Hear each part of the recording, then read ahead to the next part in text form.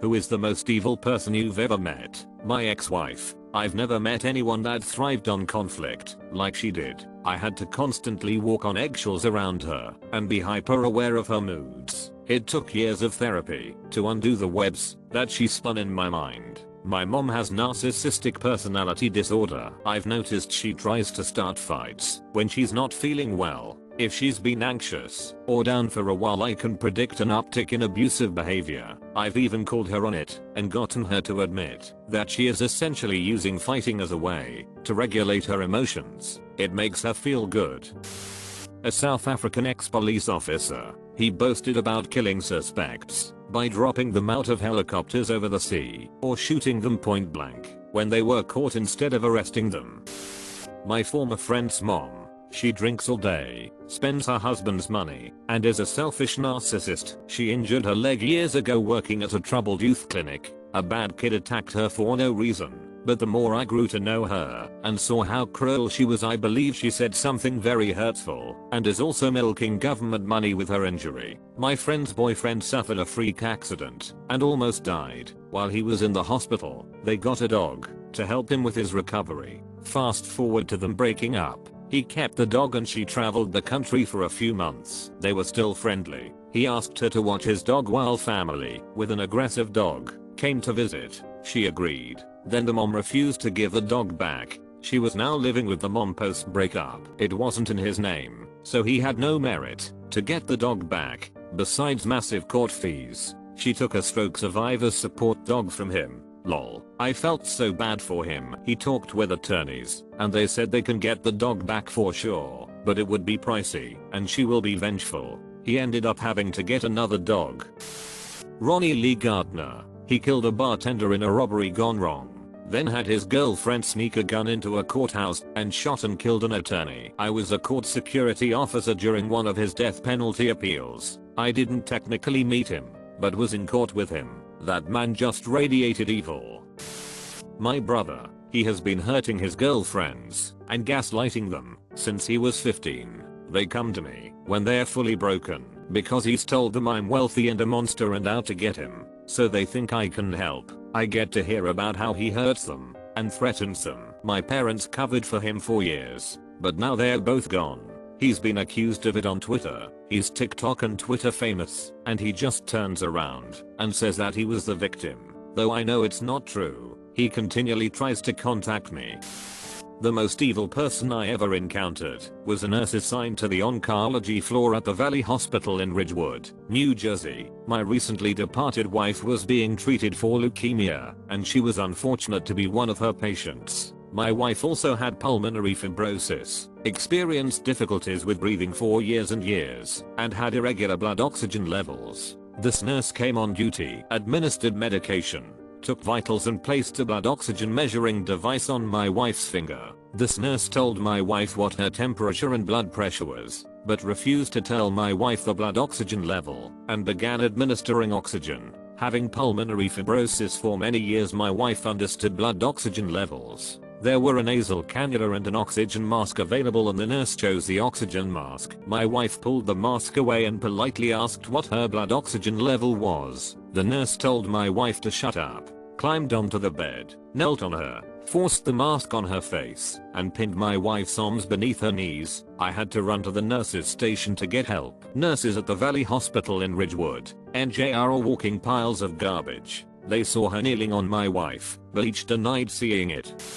Working in a prison several years ago, I met a lot of men who might be considered evil to you, but the fact is very few are inherently evil. But one young man was so manipulative and calculating, his family stopped being his victim. When I first met him, I thought he was a funny, if misguided young man with potential for being released and never coming back. I placed him in appropriate rehabilitative programs that he completed with high reviews, but like most people who were fooled by this guy, it was his ability to say what you wanted to hear and not true change that he mastered. Originally incarcerated for drug offenses and armed robbery of his younger brother's business, The completion of a certain intensive cognitive behavioral therapy program knocked 2 years from his time to serve. No one in his immediate family would have him stay with them. But in the state where I was working at the time, an offender could not be released without approved residence. It could be a spot on someone's floor, but it had to be approved. This is getting long, so let's fast forward. The man's elderly grandmother called offering a place to stay. It was ideal, since she had plenty of room and was close to transportation and employment opportunities for him. We spoke by phone a few times to ensure she was ready. But within 2 weeks' time he violated parole by using illegal substances, associating with felons, assault against the same brother he had wronged previously, stealing from his grandmother's home and garage, etc., resulting in county jail, and returning to prison. This time he was ineligible for most programs, but of course he blamed me and the system instead of taking responsibility. When his release approached, every member of his family denied him a place to stay, and his poor grandmother was heartbroken that she couldn't trust him. She called begging that we didn't give him her new address and phone number. He has since returned to prison in a neighboring state with a long time before he is eligible for release. Please don't get me wrong. I know many people who were released and have done well with the proper help and determination. But when someone acts against those who love him most, again and again, with little if any remorse, evil plays a part, not as some vile entity, but as a mindset. 1986, I was at a concert, a junior in high school, met a guy near me. We exchanged numbers. He was a little bit older than me, and at the time, I thought that was cool. We talked on the phone. He wrote letters. He started to pressure me to get together. He set up a whale watching trip, hours away from where I lived. It was already feeling like too much, too soon, too much pressure. As any good girl, I was raised to be nice, wouldn't want to hurt his feelings or inconvenience him. In the end, my inner voice was telling me to not go, so I backed out. To say that he went ballistic is an understatement. He was the first person to call me bad words for leading him on. I told him I didn't feel comfortable going so far away. I felt like his date was isolating, and that I wasn't ready to do that. He harassed me by phone and by letter for months. I was too scared to tell my parents, because I had been warned not to give out my phone number. I was scared he was going to come hurt me. I felt like I dodged a bullet and that, if I had gone, something would have happened to me. I'm sure that he has hurt people in his lifetime. I threw away all his letters, so I don't know his name. It's a toss-up between my ex-husband and my mother-in-law. Both are truly just not good people. My ex is a liar and an abuser. His current wife is leaving him and says to their daughter that she now knows and understands what I was trying to tell her years ago. He has no regard for anyone. Their daughter has come out as gay. She's 16, so he's not even spoken to her in a month. Daughter says there are many times the police should have been called on him. He's one of those ones that'll hit the wall next to you, leaving holes, shake you, and say it didn't happen, or that you made him do it, or, my favorite, that he loves you so much he got that mad. He's also a cheater for someone white pregnant while we were married. He's got 5 kids across 3 baby moms that we know of. Mother-in-law is hugely manipulative and a bigot. She's terrible.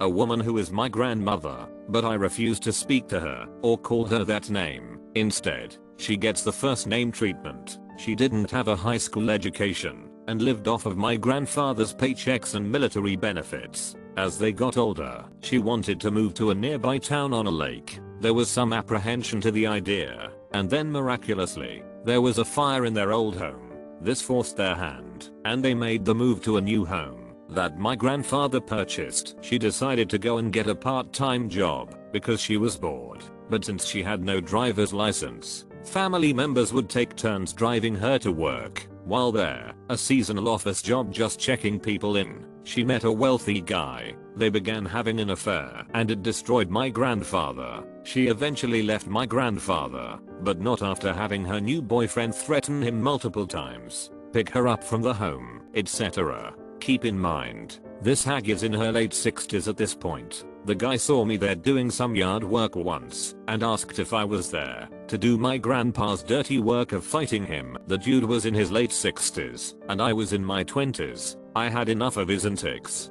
threatening my grandfather with a knife and generally cussing him out. I approached his truck. He rolled up the window and I punched his window out. I let him know that he was no longer to be seen on that property. He called the cops. I lied and said that never happened and offered to meet with the officer who called me to speak further. The officer said it wasn't necessary and let it go. Never heard a thing about that again. After divorcing my grandfather and getting his money and benefits, she moved to another state. He died about a year later alone, heartbroken, and in incredibly poor shape. Her manipulation killed him. She was exiled from the family, no longer able to see her grandchildren or now great-grandchildren. I cannot wait for the day that woman is put in the dirt. If there is a hell, she deserves to be there. Hands down the mother of one of the girls that bullied me when I was a child. Her daughter treated a lot of kids like hell and her mother not only didn't do anything about it, but actively encouraged her into keeping the act up and partook in it, either by actively laughing at the kids being mistreated or by scolding them if they tried to defend themselves from her daughter. I almost blame her for my traumas more than her daughter. Kawaka's husband seemed like a picture-perfect family from the outside, always pleasant at company functions and 3 kids were sweethearts. Then she brought a go back to the office and he found out she was going to run. Apparently abuse had been happening at home for years. He stabbed her to death that night, took the kids to school in the morning, and set the house on fire. Caught himself ablaze and the neighbors saw him run out of the house. He's in prison for life, but good God, those poor children. My first ex-husband. It wasn't just a matter of he cheated, though he did that too. He was abusive to me and tried to kill my son. Can't think of him as our son. He went to prison, and when he was out, he continued the same pattern of behavior with other women and children.